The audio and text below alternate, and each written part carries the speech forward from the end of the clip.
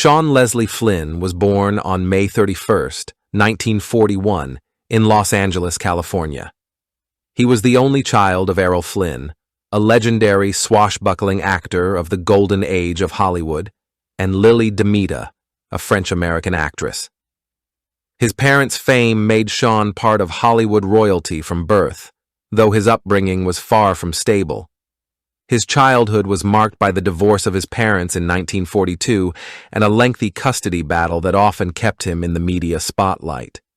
Though he inherited his father's striking looks and charm, Sean was known to be more introspective and private than his flamboyant father.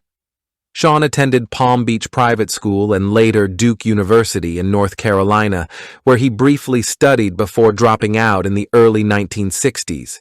Instead of continuing in academia, he turned toward acting, likely influenced by his parents' careers. In 1962, he appeared in Where the Boys Are, a light romantic comedy. He then moved to Europe to act in a series of low-budget action and adventure films, especially in Italy and Spain. These included roles in films like Temple of the White Elephant, 1964, and Sandok, 1965. But despite his efforts, Sean never broke through as a serious actor. Gradually, he became disillusioned with the film industry. By the mid-1960s, Flynn had developed an interest in journalism and began shifting toward a life of adventure and purpose, particularly as a war photojournalist.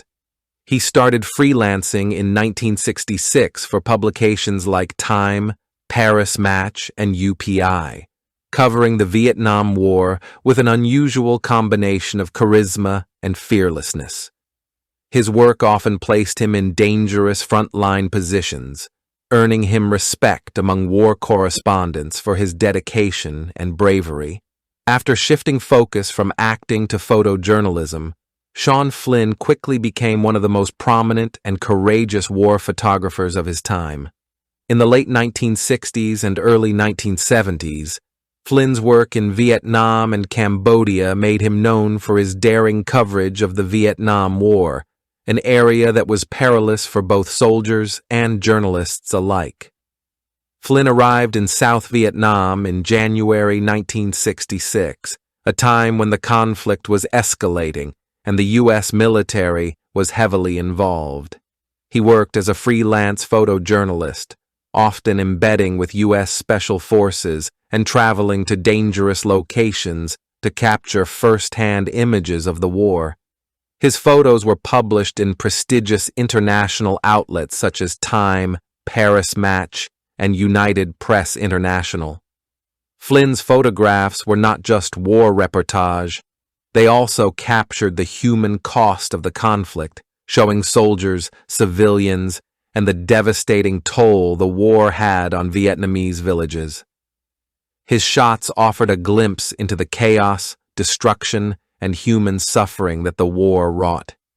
He became known for his gritty, candid style and his fearlessness in capturing the harshest realities of the war. In early 1970, Flynn expanded his coverage to Cambodia, which was then a neutral country amidst the ongoing conflict in Vietnam.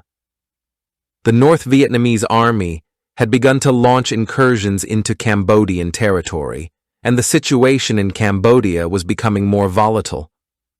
Flynn's decision to venture into Cambodia was motivated by his determination to document the regional impact of the Vietnam War, particularly the bombing raids conducted by the U.S. military. Cambodia was a crucial part of the broader conflict, as both the North Vietnamese and U.S. forces sought to control it in different ways. Flynn, along with Dana Stone, a fellow journalist, was based in Phnom Penh, Cambodia's capital. They were well aware of the risks, but Flynn was passionate about his work and was determined to get the best possible photographs of the war's expansion into Cambodia. On April 6, 1970, Flynn and Dana Stone decided to leave Phnom Penh for a trip to Saigon, Ho Chi Minh City, in South Vietnam. Instead of traveling by the usual military convoy, They opted to ride motorcycles to a location that would provide them greater flexibility and freedom to capture photos along the way. As they made their way along Highway 1, they encountered a checkpoint set up by communist Khmer Rouge guerrillas. The guerrillas were part of the communist movement fighting the Cambodian government, which was backed by the US and Vietnam War allies. Though the area was known to be dangerous, Flynn and Stone approached the checkpoint. Some reports suggest that Flynn and Stone were hoping to get photographs of the insurgents or to learn about their activities. However, they were captured by the guerrillas. Flynn and Stone were last seen being led into a forested area by the captors. Despite efforts from both US and Cambodian authorities, the journalists vanished, and there were no credible leads on their whereabouts. The disappearance of Sean Flynn and Dana Stone became a mystery that has never been fully solved. In 1991, the remains of two individuals were discovered in Cambodia, but DNA testing later showed that they did not belong to Flynn or Stone. In 2010, another set of remains was found, but again, it was confirmed they were not Flynn's. Despite years of investigation, no answers have been found regarding their fate. Some theories suggest that Flynn and Stone may have been executed by their captors, while others believe they may have been kept alive for some time and then killed later. Sean Flynn's disappearance left a lasting impact on war journalism, and his bravery in the face of danger continues to be remembered. His story was immortalized in various works, including the documentary The Road to Freedom, and songs like Sean Flynn by The Clash, which mentions the photojournalist's commitment to his work in war zones. Flynn's work and disappearance remain a symbol of the perils faced by journalists in conflict zones.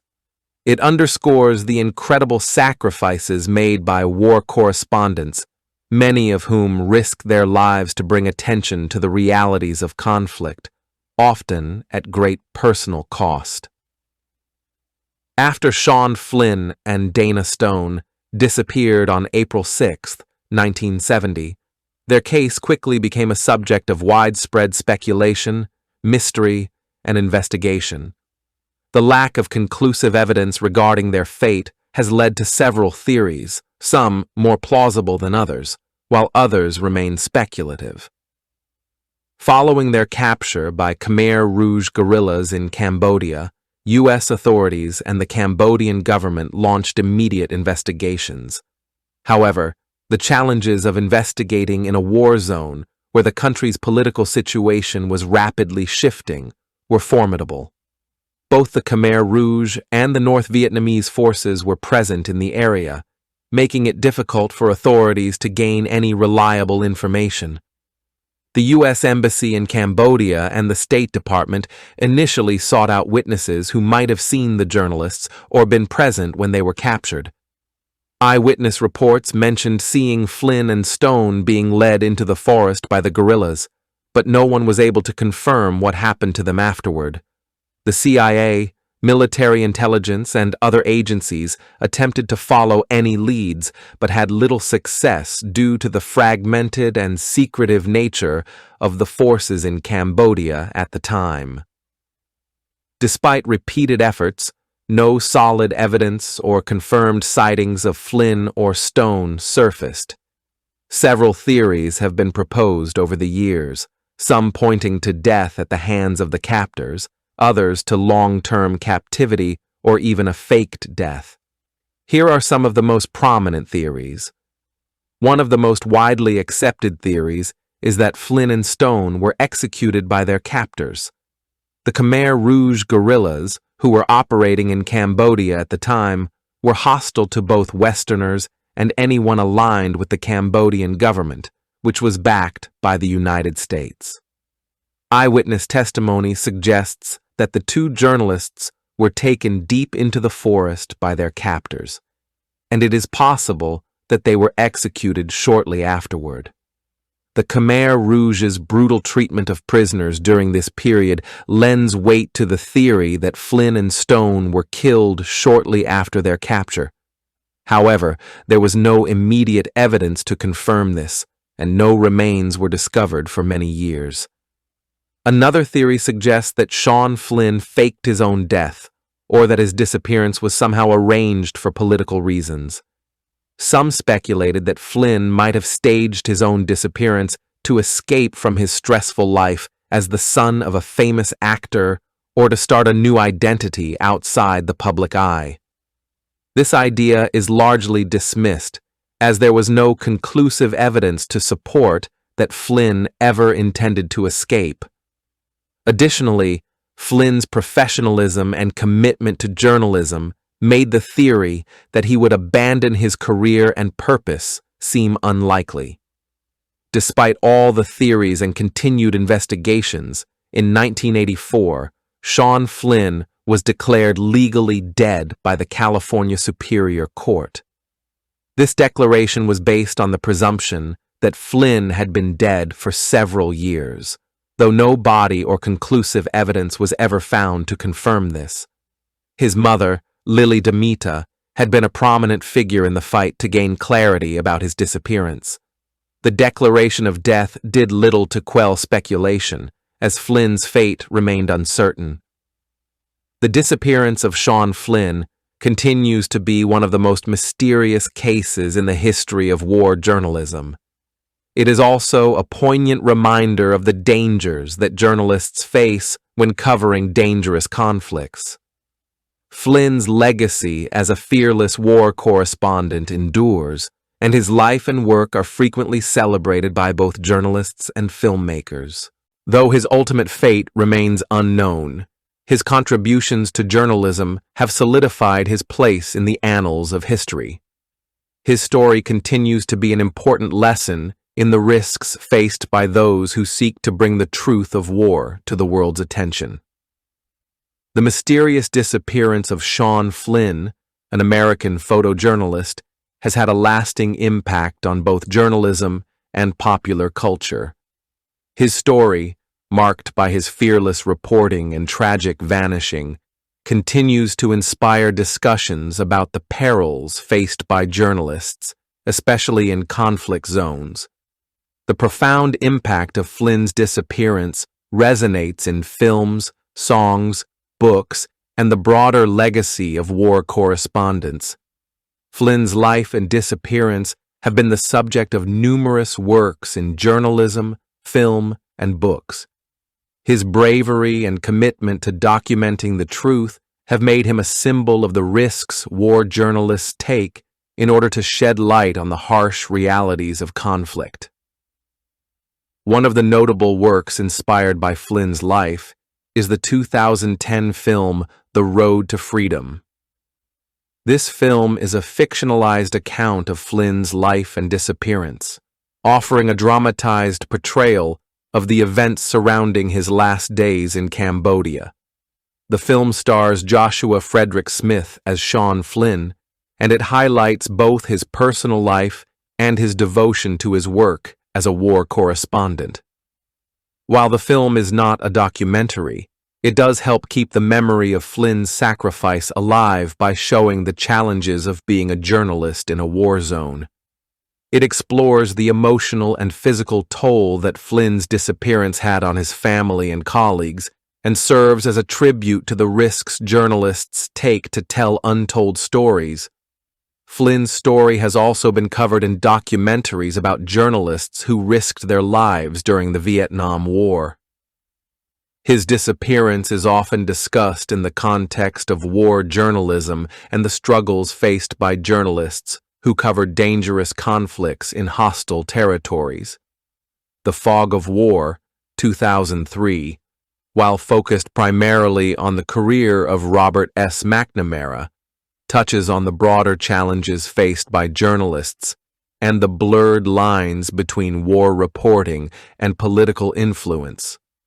Flynn's work and his disappearance serve as an example of the complexities of reporting in such a volatile environment. In recent years, many documentaries have re-examined Flynn's disappearance using new investigative approaches, but still, the mystery remains unsolved. Thanks for watching. If you enjoyed this video, hit that like button, subscribe, and ring the bell for more. Let me know your thoughts in the comments. I'd love to hear from you.